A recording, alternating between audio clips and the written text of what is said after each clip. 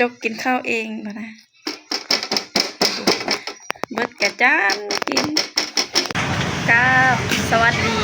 สบายดี FC ฟังไทยฟังลาวเด้อสาวผู้ไทยยินต้อนรับเข้าสู่ช่องแม่เลี้ยงเดี่ยวชาแนลเด้อพี่น้องเด้อคลิปนี้เนาะสาวผู้ไทยก็สิได้นำเรื่องราวที่ตอนสาวผู้ไทยอยู่บ้านกับลูกเนาะมาให้พ่อแม่พี่น้องได้รับชมรับฟังนำกันเนาะสาวผู้ไทยมาทำงานก็สิได้เดือนหนึ่งแล้วเนาะแล้วก็มีความคิดฮอดลูกแล้วก็มีคลิปเก้าเนาะที่ถ่ายกับลูกกับพ่อกับแม่กับญาติพี่น้องอยู่บ้านเนาะพี่น้องก็ตอนนี้ก็ทำงานอยู่เนาะก็ว่างๆก็ถ่ายคลิปเนาะพี่น้องสิเอาเรื่องราวเก่าๆเนาะตอนอยู่บ้านด้วยดีชีวิตอยู่บ้านของสาวผู้ไทยอยู่กับลูกเนาะก็คิดฮอดลูกแน่ก็ว่าได้เนาะก็ทำงานสาวผู้ไทยก็บ่ค่อยมีเวลาว่างไปถ่ายคลิปเนาะช่วงนี้ FC ไลฟ์ถ่ายเพิ่นก็ทักมาว่าสาวผู้ไทยบ่ได้ไปถ่ายคลิปบ่ก็อยากไปอยู่เนาะแต่ว่าบ่มีเวลาไปเนาะพี่น้องแล้วก็ใช้เวลาว่างในการทำงานแต่บ่มีลูกค้าเข้าเนาะพี่น้องบ่มีลูกค้าเด้เขาก็จะนำคลิปตอนอยู่บ้านของสาวผู้ไทยเนาะกับลูกกับพ่อกับแม่ถ่ายกับญาติพี่น้องเนาะคิดฮอดบรรยากาศเก่าๆพี่น้องไปเบิ่งนำกันเนาะความตาฮักความตาแพงของลูกสาวผู้ไทยเนาะ FC หลายท่านเพิ่นก็อยากเห็นน้องออล่าเนาะก็ขอบคุณเนาะ FC ผู้ใจบุญ FC ที่มีใจเมตตานะคะฮักแพงห่วงใยชาวผู้ไทยกับลูกแล้วก็ครอบครัวของชาวผู้ไทยเด้อบางทีชาวผู้ไทยก็อาจจะพูดภาษาท้องถิ่นเนาะพูดภาษาไทยยังบ่ค่อยคล่องแล้วก็บ่ค่อยชัดแล้วก็ยังบ่ทันพูดผู้คำไม้ไปได้กับกราบขอโทษขออภัยเนาะมีคำพูดคำเว้าที่ผิดพลาดกันเนาะต้องสาวผู้ไทยต้องกราบขอโทษขออภัย FC ฟังไทยหลายๆเด้อถ้าพูดคำซับภาษาไทยผิดเนาะแต่การคำขอบคุณเนาะคำขอบคุณ FC เพิ่นก็สาวผู้ไทยพูดในหลายๆคลิปเนาะขอบคุณขอบพระคุณ FC ที่เพิ่นมีน้ำใจให้สาวผู้ไทยเนาะก็สาวผู้ไทยก็ได้ขอบคุณได้ขอบใจเป็นภาษาลาวเนาะถ้ากะเทียบใส่ไว้ว่าสบายดีก็เหมือนว่าฝั่งไทยก็สิว่าสวัสดีเนาะแต่ว่าสาวผู้ไทยแปลว่ามีความเขินอายแน่ยันพูดแบบยันว่าผิดพลาดแน่เนาะกับภาษาไทยก็เลยแบบขอบคุณแล้วก็ขอบใจเป็นภาษาลาวเนาะแต่ว่าเป็นภาษาไทยก็ว่าขอบคุณนั่นเองเนาะแต่ชาวผู้ไทยก็คือพยายามพูดเนาะพยายามเว้าภาษาไทยให้ติดปากแล้วก็คล่องแคล่วเนาะถ้าที่ขัดประการใดก็กราบขอโทษขออภัยนะเด้อ FC ทุกคนทุกท่านเด้อสิเป็นแนวใดเรื่องราวตอนอยู่บ้านของชาวผู้ไทยกับลูกเนาะความน่าฮักความเป็นตาแพงอย่างใดก็ไปทับสมพร้อมๆกันเนาะทุกคนเนาะฝากกดไลค์กดแชร์กดติดตามเป็นกำลังใจให้แม่เลี้ยงเดี่ยวชาแนลเด้อทุกคนเด้อหนผืนซอยแม่เก่งอะดิผูกโดนผืนบักใหญ่กับหนได้เนาะพี่มาไว้พี่ลูกข้างนะกว่าหมดช่างจะเริ่มมีตัวหยงมันงดแล้วเอามาลูก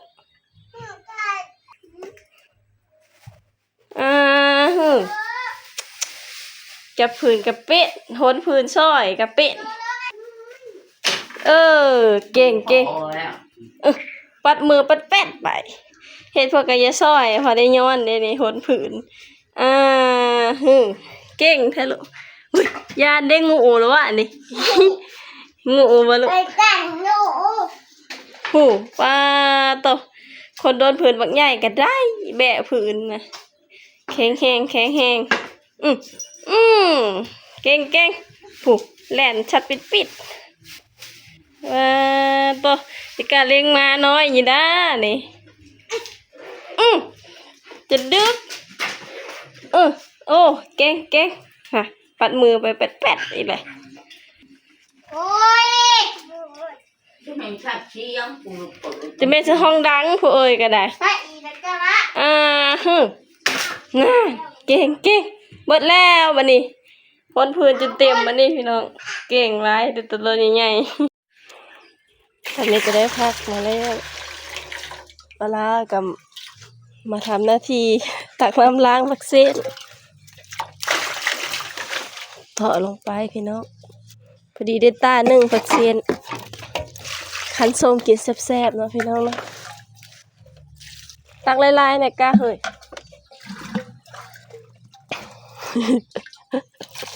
เยอะซอยแท้ได้เห็ดเปิดกับเยอะซอยแม่เป็นน้ำมูกเป็นขี้มูกไหลย้อยไม่สบายแม่ก็ไม่สบายน่ะอ้าวตักซื้อลายๆก็เฮ้ย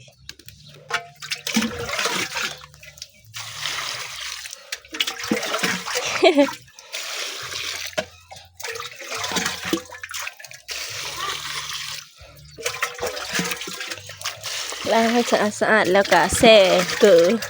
เอาขอโทษ sorry กระโวยถือโค้งคนไหนนึงเอ้า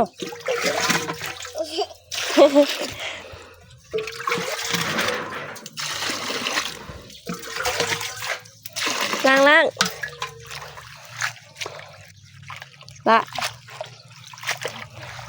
ล้างผักเซียนเด้อพ่อแม่พี่น้องล้างผักเซียนสิคั้นส้มกินแซ่บๆนอละเนาะผักเซียนอยู่ในโซนเอาละไหนเพิ่นแก่ปีกายนี่ละเลยไหนเพิ่นเฮพี่น้องบ่ได้ว่านได้เพิ่นไหนเพิ่น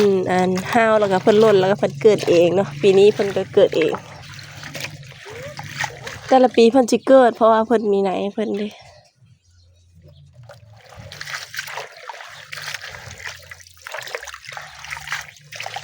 ต้นมะเขือต้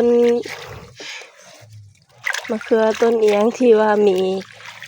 ต้นแก่ต้นที่เป็นมหาแก่เนาะเพิ่นก็ต้น อากาศบ่ค่อยดีพี่น้องอากาศหนาวเย็นในลมจะน้อยหนาว เลยเป็นหวัดเป็นไอเนาะพี่น้องรักษาสุขภาพเลยเด้อพ่อแม่พี่น้องล้าง2-3น้ำเนาะอากาศถ้าเบิ่งตอนสีแซ่เกลือแล้วก็คั้นเนาะพี่น้องคั้นส้มพัก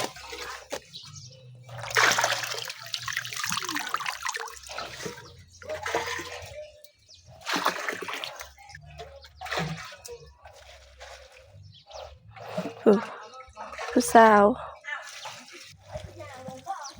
ไม่ได้ก็เอาเกลือโหยเกลือเนาะพี่น้องสูตรเห็ดส้มผักเซนของสาวผู้ไทยเอาเกลือใส่แล้วก็ป้าไว้ให้เพิ่นยุบเนาะภาษา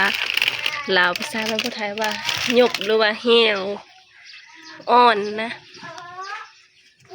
ป้าไว้ให้เพิ่นอ่อนเพิ่นเหี่ยวตอนเกลือ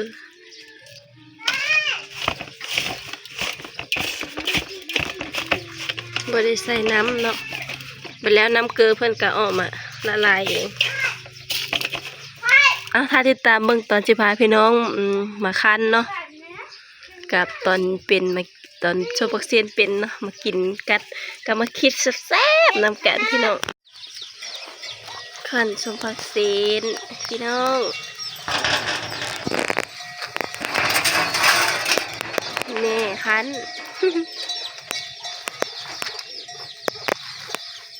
ได้หลายเติบได้นี่คันเซอร์อันนะกระดงพัดเข้าอะนะแต่สมัยโบราณเพิ่นสิพัดเข้าเนาะสมัยนี้ก็พัดยูพัดขี้แก้บขี้ก้าออกแต่เข้าซานสมัยตะกี้เพิ่นสิตำเนาะพี่น้อง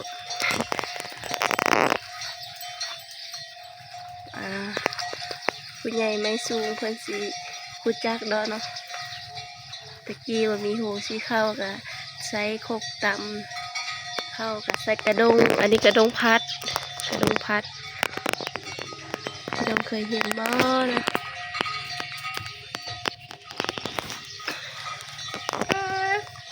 อีปุ๊อีแม่ขี้ แม่ก็คั้นเนาะเวลากินข้าวบ่ลูกกินข้าวกับปุ้น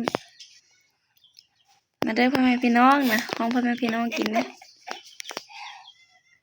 กินตะปุ้นเด้อ กินน้ กินย้ำนั่งงามๆเนี่ยลูกนั่งงามๆนั่นเก่งหลายคนจบ ำกระปุ้น กระปุนเด้อพ่อแม่พี่น้องกินเผ็ดจนน้ำตาไหลขี้โมย้อยขี้โมย่าง เป็นหวัดแน่สบายดีพี่น้องเนี่ย ไอ้ที ดีนกงามๆสบายดีเออบายบายเลยอาจุไร ยังว่าทันบายกำลังกิน กินก้อนมาแล้วยังบายกินอิ่มแล้วว่ายังบายกินตามปุ้นเด้อพ่อแม่พี่น้องป้าบดเก่งเลยเป็นหวัดไม่ค่อยสบายเป็นขี้มูกอะไรเป็นเดือน2 เดือนเลย กินยาก็ยังไม่เศร้าอยู่กินง่ายๆกินเองกินจนเบิดแล้วนะ จกกินข้าวเองบ่นะเบิดกะจานกินง่ายอยู่ง่ายสไตล์บ้านๆอิ่มแล้วบ่บัดนี้กินจนเบิดล่ะเป็นเพอ น้าเม่บ่อิ่มเลยเด้อพ่อแม่พี่น้องนะอิ่มแล้วนะมาบ๊ายบายเน่ขอบใจ thank you แหนหนัง มากินนังต่อยแล้วพี่น้อง สบายดี FC ชาวผู้ไทยและลูกเลยเด้อเอาล่ะคนมากิน หยาบหลุดนางหยาบมากินนางมากินทุกอย่างเลยเลยข้าวปุ้นแซ่บปะลูก กินจนเอิ่ม กินเผ็ดจนน้ำตาน้อยน้ำตานั่งค่ะต่อกินเผ็ดกับบ่ถอย กินเปิ้นเท่เด้ต้มจีนนะ จำจิ้ม มาเด้อปลาลุง FC กินน้ำอลาแม่นเปิ้ค่ะฝากเป็นกำลังใจในเด้อนะฝากไว้ในอ้อมอกอ้อมใจพ่อแม่ปลาลุงเนี่ยเด้